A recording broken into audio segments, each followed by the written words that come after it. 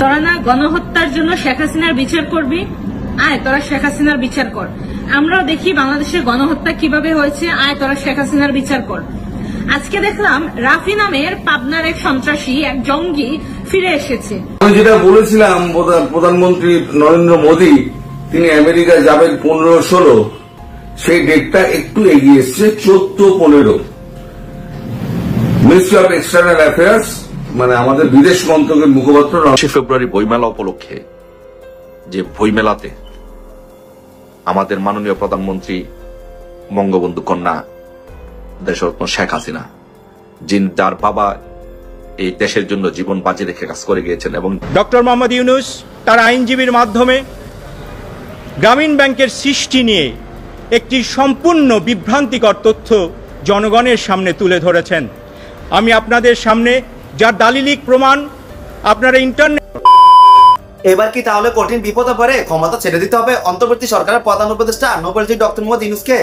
আসসালামু আলাইকুম। আওয়ামী লীগ সরকার শেখ হাসিনা পালিয়ে যাওয়ার পর বর্তমানে ক্ষমতায় আছেন অন্তর্বর্তী সরকারের প্রধান উপদেষ্টা নোবেলজয়ী ডক্টর মোহাম্মদ ইউনূস। আর এই নোবেলজয়ী ডক্টর মোহাম্মদ ইউনূস ক্ষমতা থাকাকালীন আজকে সারা বাংলাদেশে যেসব চাঞ্চল্যকর ঘটনা ঘটেছে তার মধ্যে থেকে আমি আপনাদেরকে এমন কিছু বাছাই করা একটি ভিডিও ফুটেজ দেখাবো যা দেখলে আপনারা সত্যি রীতিমতো অবাক হয়ে যাবেন। তাই বলছি সম্পূর্ণ ভিডিও জুড়ে আমার সাথে থাকবেন, তাহলে সবকিছু বুঝতে পারেন ইনশাআল্লাহ। তো দর্শক চলুন আজকে সেই কাঙ্ক্ষিত ভিডিও ফুটেজটা আমরা প্রমাণ সহকারে দেখে আসি। তোরা না গণহত্যার জন্য শেখ হাসিনার বিচার করবি, আয় তোরা শেখ হাসিনার বিচার কর। আমরাও দেখি বাংলাদেশের গণহত্যা কিভাবে হয়েছে, আয় তোরা শেখ হাসিনার বিচার কর। আজকে দেখলাম রাফি নামের পাবনার এক সন্ত্রাসী, এক জঙ্গি ফিরে এসেছে। মনে আছে আপনাদের? এই জঙ্গির গায়ে লাল সবুজের পতাকা জড়িয়ে তার বন্ধুরা বলেছিল যে সে নাকি মারা গিয়েছে, এবং সেই সময়ে এই জঙ্গির ফোন বন্ধ ছিল। সেই জঙ্গি আবার ফিরে এসেছে। আপনারা একটু এই জঙ্গির কথাগুলো শুনেন। গত 4 তারিখে পাবনায় যে হত্যাকাণ্ড হয়েছে সেখানে ফেসবুকে একটা গুজব রটিয়েছিল যে রাফি নামে একটা ছেলে শহীদ হয়েছে, তার বাবা নেই, তার ছোট একটা বোন আছে, তাকে সে দেখে রাখতে বলছে। তো আসলে সেটা আসলে নিতান্তই গুজব।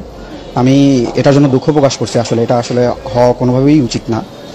আমি বেঁচে আছি, আমি রাফি। কাকতালীয়ভাবে ওর রাফির বলে যাওয়া যে ফেসবুকে যে কথাগুলা যে আসলে তার বাবা নেই, আসলে এক্স্যাক্টলি আমার বাবা আছে, মা নেই। আমার বাবার সাথে আমার কমিউনিকেশনটা ওভাবে নেই, এজন্য সবাই আমার শুভাকাঙ্ক্ষীরা জানে যে আমার বাবাও নেই। আমার ছোট একটা বোন আছে, নাম তামান্না। আর হচ্ছে সেই কাকতালীয়ভাবে সেটা আমার সাথেই মিলে গেছে, এজন্য সবাই আমার শুভাকাঙ্ক্ষীরা। এবং সেই মুহূর্তে আমি কাউকে, আমার ফোনটা অফ ছিল, কেউ যোগাযোগ করতে পারেনি, সমন্বয়কারীরাও আমার সাথে যোগাযোগ করতে পারেনি। এজন্য ভাবছে যে আমি ইনশাল্লাহ মানে শহীদ হয়ে গেছি, কিন্তু ইনশাল্লাহ আমি বেঁচে আসি এবং আমি গুরুতরভাবে আহত হয়েছিলাম। ইনশাল্লাহ এখন মোটামুটি সেফ আছি, সুস্থ আছি।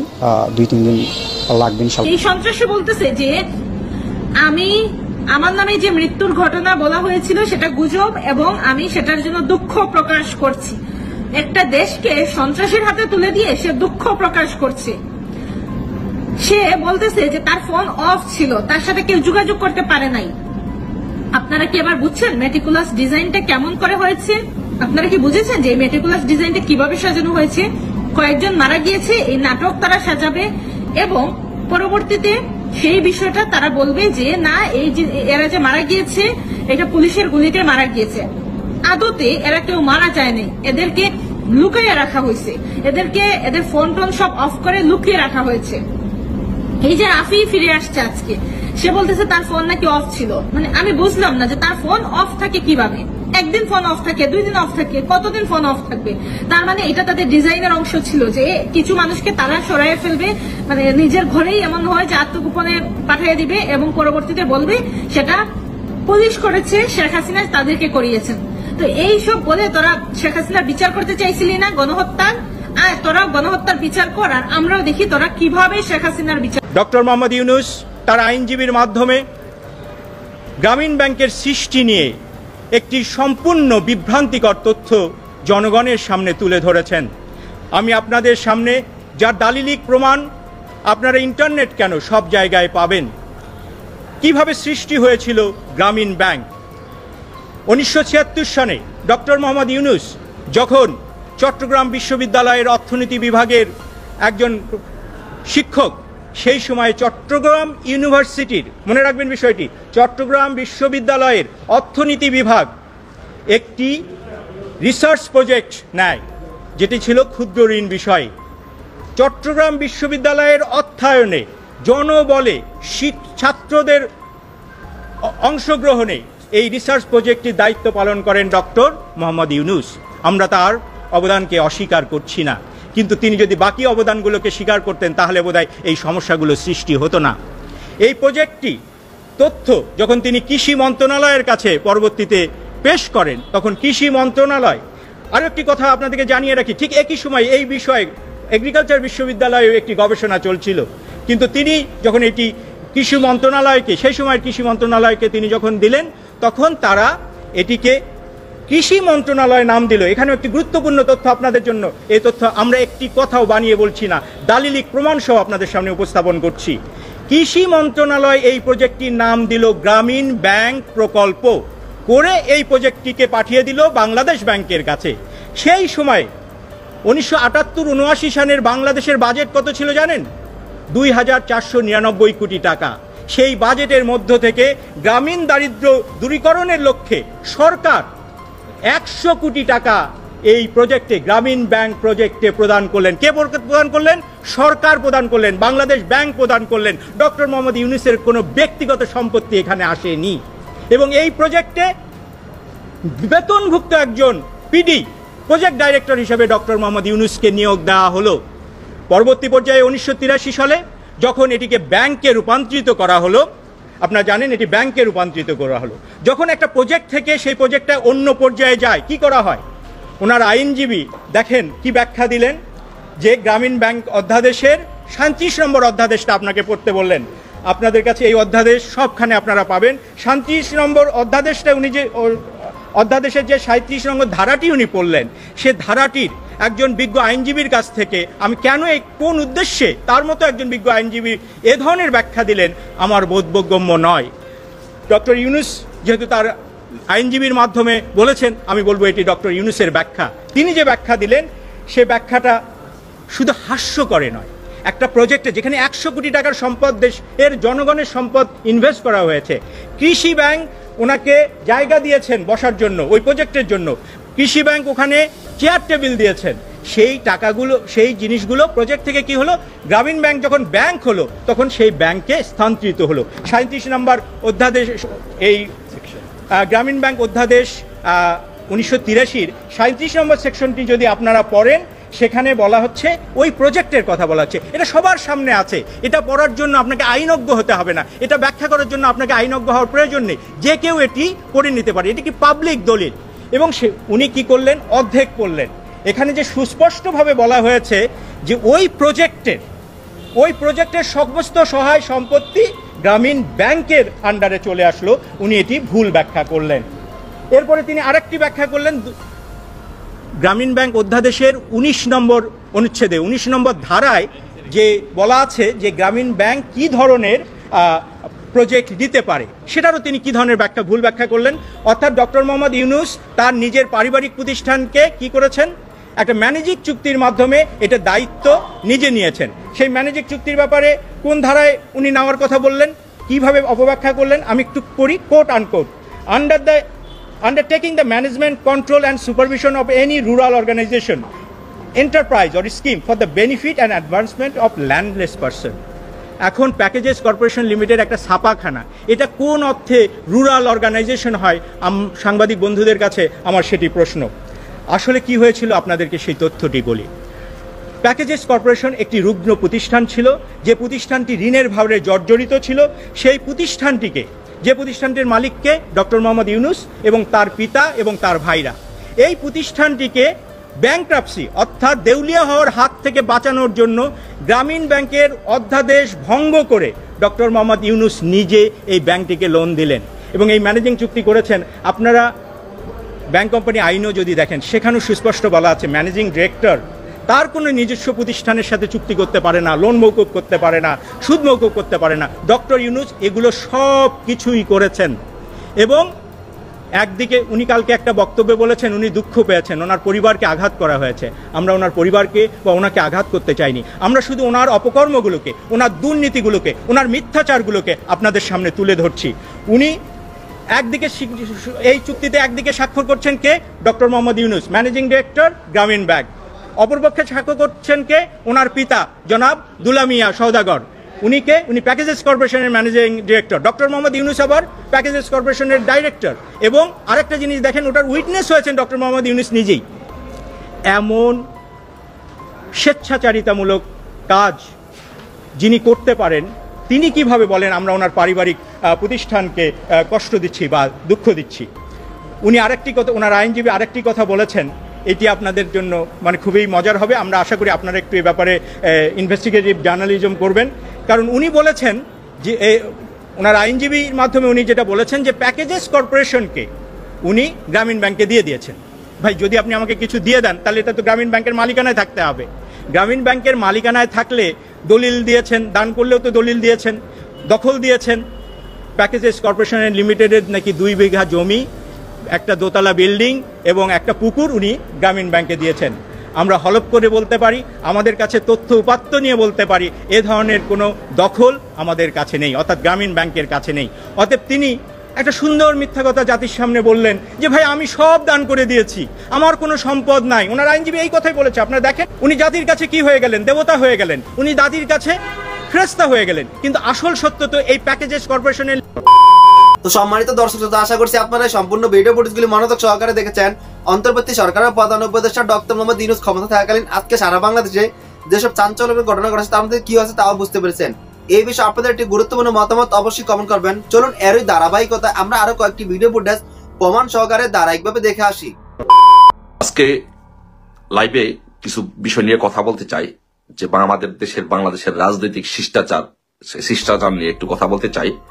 এবং আমাদের যে বন্ধু প্রতিম সংগঠন বিএনপির কাছে এবং বিএনপির নীতি নির্ধারক মহলের কাছে তারেক রহমান সহ আমি কিছু প্রশ্ন করতে চাই, জিজ্ঞাসা করতে চাই যে 21শে ফেব্রুয়ারি বইমেলা উপলক্ষে যে বইমেলাতে আমাদের মাননীয় প্রধানমন্ত্রী বঙ্গবন্ধু কন্যা দেশরত্ন শেখ হাসিনা, যার বাবা এই দেশের জন্য জীবন বাজি রেখে কাজ করে গিয়েছেন এবং যিনি দিন রাত নিরলস পরিশ্রম করে প্রচেষ্টা করে এত প্রতিকূলতা বাধা সত্ত্বেও দেশের জন্য কাজ করে গিয়েছেন, দেশকে আজকে একটি উন্নয়নের একটি রোল মডেল প্রতিস্থাপন করেছেন।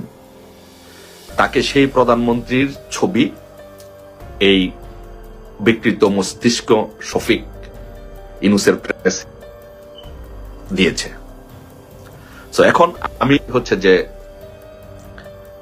আমি প্রথমত বিএনপির কাছে এবং তারেক রহমানের কাছে প্রশ্ন করতে চাই, তারপরে দেশবাসীর কাছে প্রশ্ন করব। আচ্ছা, যে বিএনপির যত নেতৃবৃন্দ আছেন এবং জনাব তারেক রহমান, আপনি বলেন তো যে আমাদের দল ক্ষমতায় ছিল প্রায় 15 বছরের উপরে ক্ষমতায় ছিল। এই 15 বছরের উপরে ক্ষমতায় থাকাকালীন সময় আপনি গ্রেনেড হামলার আসামি, আপনি প্রধানমন্ত্রী শেখ হাসিনাকে গ্রেনেড মেরে হত্যা করতে চেয়েছিলেন। আপনার মা জেলে ছিলেন। আপনারা আওয়ামী লীগের নেতাকর্মীদেরকে এমন কোন অত্যাচার নির্যাতন নাই যে 2001 সালের নির্বাচনের পরে করেন নাই, করেছেন। কিন্তু আপনারা বাংলাদেশে আইন ফেস করেছেন, আদালত ফেস করেছেন। আপনার মা বেগম খালেদা জিয়া, সাবেক প্রধানমন্ত্রী, উনি আইন ফেস করেছেন, উনি আদালত ফেস করেছেন। ওনাকে কি কেউ আমাদের কোন আওয়ামী লীগের, যুবলীগের, শ্রমিক লীগের, স্বেচ্ছাসেবক লীগের বা মহিলা লীগের কেউ একজন মানুষ আপনার মা প্রধানমন্ত্রী বেগম খালেদা জিয়া, সাবেক প্রধানমন্ত্রী বেগম খালেদা জিয়া কি কেউ অসম্মানী করে তার উপরে জুতা নিক্ষেপ করেছে বা তাকে বাজেভাবে তাকে বাংলাদেশে এমন কিছু করেছে, উপস্থাপন করেছে? করে নাই। করলে কিন্তু পারত। আওয়ামী লীগের অঙ্গ সংগঠন, সহযোগী সংগঠনের নেতৃবৃন্দ কেউ যদি এগুলো করতে পারত, আপনাদের কিছুই করার ক্ষমতা ছিল না। কেউ কি করেছে? আপনার মাকে একজন সাবেক প্রধানমন্ত্রী হিসাবে আপনাকে বা আপনার বাবাকে কেউ করেছে? ফেসবুকে টক শোতে বিভিন্ন তর্ক বিতর্ক হয়েছে, বাট আপনার মাকে বা আপনাকে বা আপনার পরিবারকে নিয়ে কিন্তু কেউ এই ধরনের বিকৃত মস্তিষ্ক কাজকর্ম করে নাই। শিষ্টাচার বহির্ভূত বিবর্জিত কোনো কাজ বাংলাদেশ আওয়ামী লীগ করে নাই। এটাই হচ্ছে বাংলাদেশ আওয়ামী লীগের রাজনৈতিক আদর্শিক চর্চা। আমরা সেই চর্চাটাই করেছি। আমাদের বঙ্গবন্ধু কন্যা শেখ হাসিনা আমাকে সেই চর্চাটাই শিখিয়েছেন। আপনাদেরকে বলি, একটি কথা বলি, যখন আমরা 2008 সালের নির্বাচনে আমরা যখন ক্ষমতায় আসি, প্রথম দিন যখন মধুর ক্যান্টিনে যাই, মাননীয় প্রধানমন্ত্রী তখন মধুর ক্যান্টিনে আমাদেরকে ফোন করে বলে যে তৎকালীন সভাপতি ছিল ছাত্রলীগের ঢাকা বিশ্ববিদ্যালয়ের সভাপতি শেখ সুরানা টিপু, তার ফোন করে বলে যে ছাত্র দলকে মধুর ক্যান্টিনে আসবে, তাদের উপরে যেন কোনো আঘাত করা না হয়, অন্য অত্যাচার যেন করা না হয়। তারা 2001 সালের পরে এই বাংলাদেশে খারাপ কাজ করেছে, জনগণ তাদের বিচার করেছে, তাদেরকে ভোট না দিয়ে আমাদেরকে ভোট দিয়েছে, আমরা ল্যান্ডস্লাইড ভিক্টরি পেয়েছি। এটাই তাদের বিচার। কত শিষ্টাচার নিয়ে আমাদের প্রধানমন্ত্রী সেদিন আমাদেরকে সে আদেশ নির্দেশ দিয়েছিলেন। পক্ষান্তরে আপনারা কি করলেন? যে আপনারা জাতির জনক বঙ্গবন্ধু শেখ মুজিবুর রহমানকে অপমান অপদস্থ করা হলো, 32 নম্বর বাড়িটি ভাঙচুর করা হলো, আগুন দেওয়া হলো। আজকে গতকালকে একজন সাবেক প্রধানমন্ত্রী, বাংলাদেশের সবচেয়ে জনপ্রিয় নেত্রী, এই বিশ্বের মধ্যে সবচেয়ে জনপ্রিয়, যার এত জনপ্রিয়তা, সেই নেত্রীকে কালকে আপনারা একজন বিকৃত মস্তিষ্ক প্রধানমন্ত্রীর প্রেস সেক্রেটারি শফিকুল ইসলাম ডাস্টবিনে তার ছবি লাগিয়েছে। আপনারা কি তার প্রতিবাদ করেছেন? আপনার মা প্রধানমন্ত্রী, আপনারা আজকে বিএনপি একটি বড় রাজনৈতিক দলের আপনারা নেতা, আওয়ামী লীগ একটি বাংলাদেশের বৃহত্তম রাজনৈতিক দল, শেখ হাসিনা সেই দলের সভানেত্রী। আপনারা যদি আপনাদের নেত্রীকে প্রোটেক্ট করতে চান, আপনারা যদি আপনাদের দলকে প্রোটেক্ট করতে চান, তাহলে আপনাদের সেই শিষ্টাচার রেখে এর প্রতিবাদ করা দরকার ছিল। আজকে শেখ হাসিনাকে এই কাজ করেছে, ভুলে যাবেন না। আপনাদের পালা কিন্তু আসতেছে, আগামীকাল আপনাদের নেত্রীকেও সেটা করা হবে। তাই রাজনৈতিক শিষ্টাচার মেনে রাজনীতি করার চেষ্টা করুন, পারস্পরিক শ্রদ্ধাবোধের রাজনীতি করুন। ধ্বংসাত্মক হিংসাত্মক রাজনীতি বাংলাদেশে বহু করেছেন, এর ফল ভোগ করেছেন, আর ভবিষ্যতে এর ফল ভোগ করবেন। তাই বলবো, এই শিষ্টাচার বহির্ভূত বিবর্জিত রাজনীতি ছেড়ে পজিটিভ ধারার রাজনীতি বাংলাদেশে আসুন। বঙ্গবন্ধু কন্যা শেখ হাসিনার ছবি এই জায়গার মধ্যে লাগাবে, কত বড় সাহস, তার কলিজা কত বড়। বাংলাদেশের ইতিহাসে, বাংলাদেশে পৃথিবীর যেই জায়গার মধ্যে আমি তাকে পাই, এই পৃথিবীর যেই জায়গার মধ্যে আমি তাকে পাই, তার কলিজাটা টান দিয়ে আমি ছিঁড়ে ফেলবো। এই শফিকুল ইসলামের কত বড় চোদনা বঙ্গবন্ধু কন্যা শেখ হাসিনার ছবি সেই জায়গার মধ্যে লাগাছে। চোদনা বাইনচোদ, তোমাকে আমি বাংলাদেশের এই পৃথিবীর যেখানে পাবো চোদনা, তোমাকে আমি তোমার কলিজা আমি টান দিয়ে ছিঁড়ে ফেলবো। তারপরে ইনুসকে বলি, সুৎখোর মহাজন ইনুস, স্বৈর শাসক ফ্যাসিস্ট জঙ্গি ইনুস, তুমি এই পৃথিবীর মধ্যে প্রমাণ করেছো তুমি পৃথিবীর মধ্যে সবচেয়ে বড় জঙ্গি, সবচেয়ে বড় ফ্যাসিস্ট, প্রাতিষ্ঠানিক সুৎখোর, এই বিশ্বের সবচেয়ে বড় সুৎখোর মহাজন ইনুস। তোমাকে আমি বলি, তোমাকে করে না, আপনি করে বলি, আমরা আমাদের বঙ্গবন্ধু কন্যা শেখ হাসিনা আমাদেরকে সেটা শিখিয়েছেন। আমাকে সেই রাজনৈতিক শ্রদ্ধাবোধ যেন থাকে, আমাদেরকে সেই শিক্ষা আমাদেরকে দিয়েছেন আমাদের প্রধানমন্ত্রী শেখ হাসিনা। আপনি করি, আপনাকে বলি, আপনি যখন বাংলাদেশের শেখ হাসিনার বিরুদ্ধে ষড়যন্ত্র করেছেন, পদ্মা সেতু নিয়ে ষড়যন্ত্র করেছেন, ট্যাক্স ফাঁকি দিয়েছেন, ট্যাক্স চুরি করেছেন, টাকা পাচার করেছেন, এত কিছু করার পরেও কিন্তু বাংলাদেশে কোন ছাত্রলীগ, আওয়ামী লীগ, যুবলীগ বা কোন অঙ্গ সংগঠন, সহযোগী সংগঠনের নেতাকর্মী কিন্তু আপনার গায়ে হাত দেয় নাই, আপনাকে ঢিল ছড়ে নাই, ডিম মারে নাই, আপনাকে অপমান অপদস্থ করে নাই। কিন্তু আপনি অল্প দিনের জন্য অসাংবিধানিক ভাবে, অবৈধভাবে ক্ষমতা দখল করে আজকে কি করছেন? রাজনৈতিক নেতৃবৃন্দকে আপনি আজকে অপমান অপদস্থ করছেন কোর্টের মধ্যে, তাদেরকে আইনি অধিকার থেকে বঞ্চিত করছেন, তাদেরকে অপমান অপদস্থ করার চেষ্টা করছেন। বঙ্গবন্ধু কন্যা শেখ হাসিনাকে প্রতিহিংসা পরায়ণ ভাবে তাকে বিভিন্ন মামলায় তাকে জড়াচ্ছেন, তাকে হেয় প্রতিপন্ন করার চেষ্টা করতেছেন। বইমেলাতে আপনি ডাস্টবিনের মধ্যে তার ছবি লাগিয়ে আপনি তাকে অপমান করার চেষ্টা করতেছেন।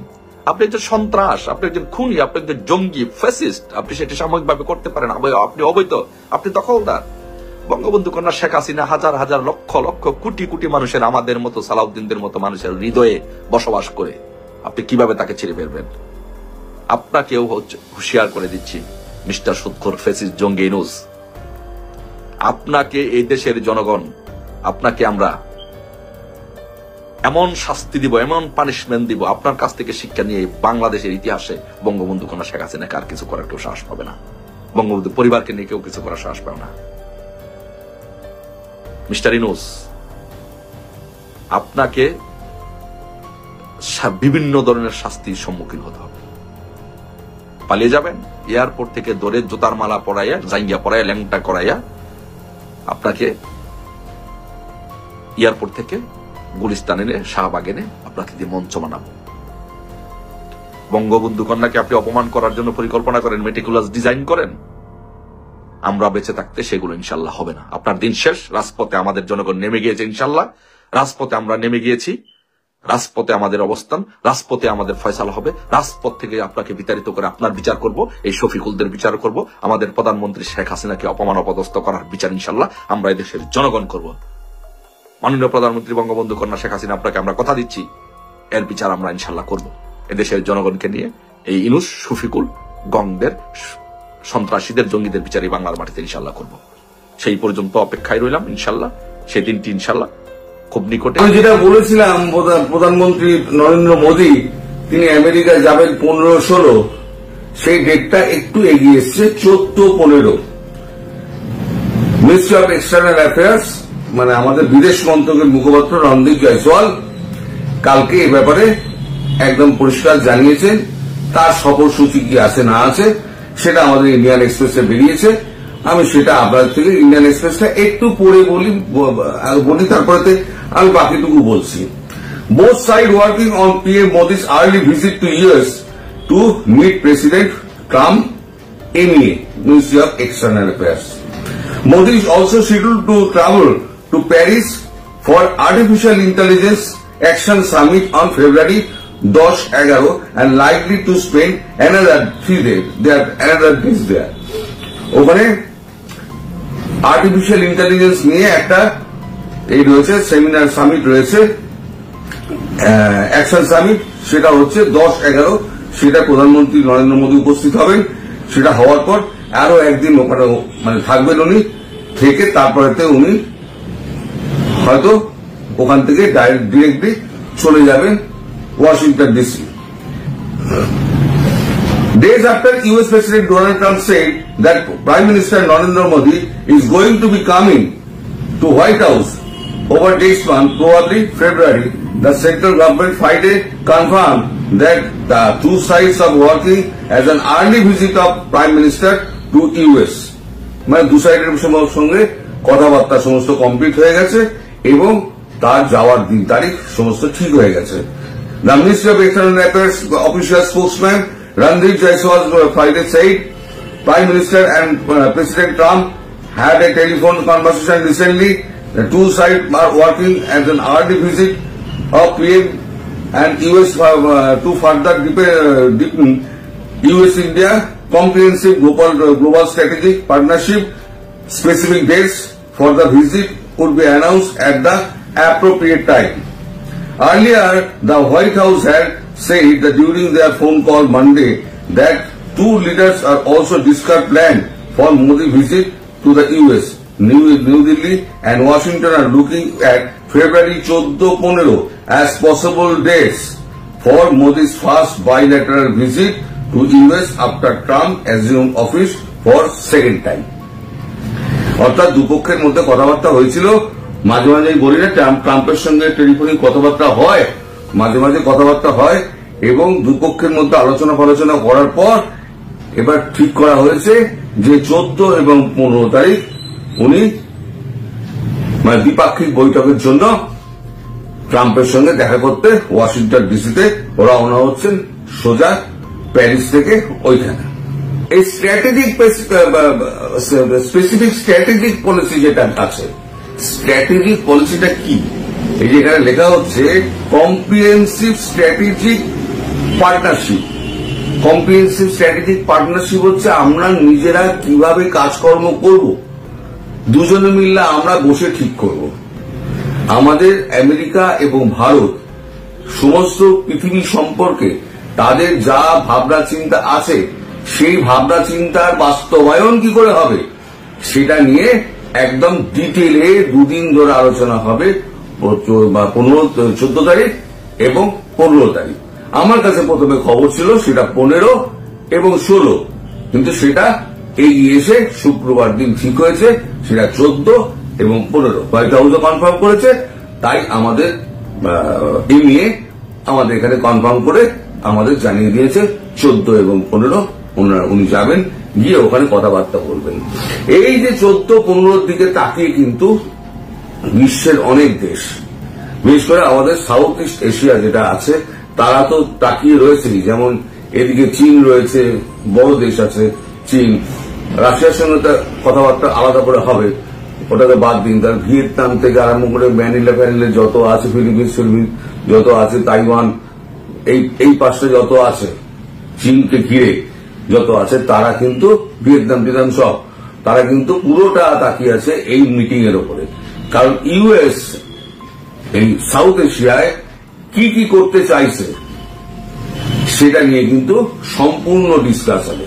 কারণ সাউথ এশিয়ায় চীনকে বাদ দিলে পরে, মানে বন্ধু রাষ্ট্র হিসেবে, চীনকে তো বন্ধু রাষ্ট্র বলা হয় না, কেউই বলে না চীনকে বন্ধু রাষ্ট্র। চীন হচ্ছে আগ্রাসী একটা রাষ্ট্র এবং তারা হচ্ছে ফুল ব্যবসায়ী। বাংলাদেশ এবং চীনের সম্পর্কে এরপরে আমি বলবো যে কি জন্য ইউনুস বাতিল করলো যাত্রাটা, চীন যাত্রা। তো এই যে চীনকে ছাড়া রাশিয়ার সঙ্গে আলাদা বসছে, চীনকে ছাড়া তাহলে কাকে বিশ্বাস করব? চীনকে দমাতে গেলে একমাত্র ভারতের মতো মহাশক্তি একটা দরকার। আর ভারতের সমস্যা হচ্ছে ভারতের পেটের মধ্যে ক্যান্সার হয়ে গেছে, সেই ক্যান্সারটা অপারেট করতে হবে। আমি বরাবর বলেছি না যে একটাই কথা হবে, either you do it or let me handle. এবার সেটা কি হবে না হবে সেটা এখন স্থির হবে ওই 14 এবং 15 এই বৈঠকের দিকে তাকিয়ে। যেমন সাউথ ইস্ট এশিয়ার দেশগুলো তাকিয়ে, তেমন আমাদের দেশের সমস্ত নেতৃত্ব, যারা সমস্ত মানে নেতা আছে, সমস্ত দল আছে, তারাও কিন্তু এই দিকে তাকিয়ে যে মোদী কি বার্তা নিয়ে আসেন। কারণ মোদী যখনই বাইরে যান তখন কিছু না কিছু নিয়ে উনি আসেন, উনি খালি হাতে ফেরেন না, কোনো কিছু নিয়ে আসবেন।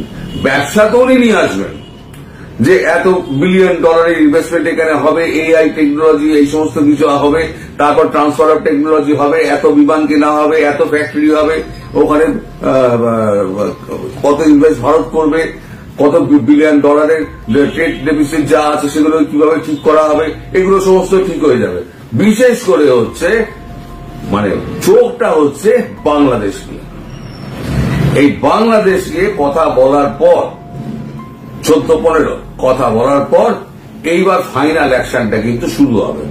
ধরুন ভারত করুক অথবা আমেরিকা করুক, কে করবে আমি জানি না, কিন্তু দুজনের একজন তো করবে। আর ওদিকে চীন বুঝে গিয়েছে যে এখানে একটা বড় গন্ডগোল হচ্ছে। যে আমাদের বাংলাদেশের পররাষ্ট্র উপদেষ্টা তৌহিদ হোসেন, তিনি বেজিং গিয়েছিলেন, সেখানে চীনের সঙ্গে কথাবার্তা হয়েছে, কিন্তু মানে পরিষ্কার করে কিন্তু ইউনুস আসার ব্যাপারে কিন্তু কোনো কথা হয়নি। ইনি যদিও এখানে এসে তৌহিদ হোসেন অন্য কথা বলেছেন যে 26শে মার্চ একটা রয়েছে, ওই কি বলে 26শে মার্চ অনুষ্ঠানটা আছে বাংলাদেশের, তার জন্য উনি ব্যস্ত থাকবেন, তাই যেতে পারবেন না। আসল কথা হচ্ছে চীন পরিষ্কার বলে দিয়েছে, আমি টাকা পয়সা দেওয়া এবং ব্যবসা করা ছাড়া আমি বাংলাদেশের নিয়ে আর কোনো কথা বলবো না। কারণ চীন আর চায় না যে আমেরিকা তার উপরে আরো খেপুক, ভারত আরো চটুক। অনেক কষ্টে ভারতকে ম্যানেজ করা গেছে রাশিয়ার মারফত, রাশিয়া মধ্যস্থতা করে ভারতের সঙ্গে চীনের একটা সফল একটা সম্পর্ক স্থাপন, একটা সুস্থিতি একটা করার ব্যাপারে একটা সম্পর্ক স্থাপন করেছে। এখন চীন আর চাইছে না সেটা ভারতও নড়ে চড়ে বসুক, আবার গন্ডগোল পাকাক। আর চীন তো এমনি, আমেরিকা তো এমনি চীনের ওপরে খাপ্পা হয়ে আছে, আমেরিকা আরো চটুক চীন কখনোই চাইবে না। ফলে তৌহিদ হোসেন যাই বলুন না কেন, আসল কথা হচ্ছে ডক্টর ইউনুসকে পরিষ্কার একটা বার্তা দিয়ে দেওয়া হয়েছে, এমনি আসেন আসুন, সেটা লোনের ব্যাপারে আমরা কথাবার্তা বলবো, বিজনেসের ব্যাপারে আমরা কথাবার্তা বলবো, কিন্তু বাংলাদেশের আভ্যন্তরীণ রাজনৈতিক ব্যাপার নিয়ে আমরা কোনো কথা বলবো না। ফলে চীন যে এগিয়ে এসে হেল্প করবে সেগুলো কিন্তু বালি পড়ে গেল। আর ওদিকে পাকিস্তানকে টাইট দেওয়ার জন্য একটা বড় সড়ো স্যাংশন একটা লাগতে চলেছে। সেটা হয়তো এই ভিজিটের পর 14-15 ভিজিটের পর দেখবেন একটা স্যাংশন, তাগড়া স্যাংশন একেবারে, হয় এফএটিএফ এর গ্রে লিস্টে আবার ঢুকবে, নইলে একটা বড় ধরনের তাগড়া স্যাংশন একটা পাকিস্তানের উপর লাগানো হবে। কারণ পাকিস্তানকে ছাড়া আর একটা বেস কিন্তু আমেরিকা তৈরি করে ফেলছে, সেটা হচ্ছে বালুচিস্তান। বালুচিস্তানের পরেই হচ্ছে গিয়ে আফগানিস্তান। আর আফগানিস্তানে প্রচুর সংখ্যক অস্ত্র শস্ত্র প্রচুর রেখে দিয়ে এসছে আমেরিকা, এবং আফগানদের সঙ্গে একটা ভেতরে একটা ঠান্ডা চুক্তি হয়ে রয়েছে, যেটা দোহা অ্যাকর্ড বলে সবাই জানে। সেই দোহা অ্যাকর্ডটা যেটা করেছিলেন সেটা কিন্তু ট্রাম্পই করেছিলেন, তার এক্সিকিউশনটা করেছেন বাইডেন। এই হচ্ছে টোটাল গল্প। এখন তাহলে আমি যেটা বলছিলাম যে আপনাদের একটু ওই 14-15-16 অব্দি অপেক্ষা করতে হবে। তারিখটা আমি একটু এগিয়ে বলেছিলাম, একদিন পিছিয়ে আসুন, 14 অথবা 15 এই দুদিনের মধ্যে যে মিটিংটা হবে, সেই মিটিং এ বাংলাদেশের ভাগ্য নির্ধারণ হবে যে বাংলাদেশ সম্পর্কে কে ব্যবস্থা নেবে, আমেরিকা ব্যবস্থা নেবে নাকি ভারত ব্যবস্থা নেবে। এবার সম্মানিত দর্শক, আশা করছি আপনারা সবগুলো ভিডিও মনোযোগ সহকারে দেখেছেন। অন্তর্বর্তী সরকারের প্রধান উপদেষ্টা ডক্টর মোহাম্মদ ইউনূস ক্ষমতা থাকাকালীন আজকে সারা বাংলাদেশে যেসব ঘটনা ঘটেছে তার মধ্যে থেকে কি হয়েছে তাও বুঝতে পেরেছেন। এই বিষয়ে আপনাদের একটি গুরুত্বপূর্ণ মতামত অবশ্যই কমেন্ট করবেন। আজ এ পর্যন্তই, দেখো নতুন কোনো ভিডিওতে। সে বিষয়ে ভালো থাকবেন, সুস্থ থাকবেন। আল্লাহ হাফেজ।